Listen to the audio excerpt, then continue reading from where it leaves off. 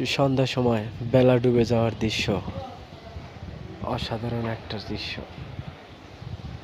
এই সময়টা মনোমুগ্ধকর সময়।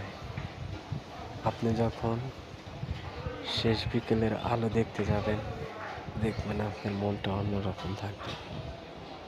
আপনি হারিয়ে যাবেন কোথাও এই সৌন্দর্যের মাঝে।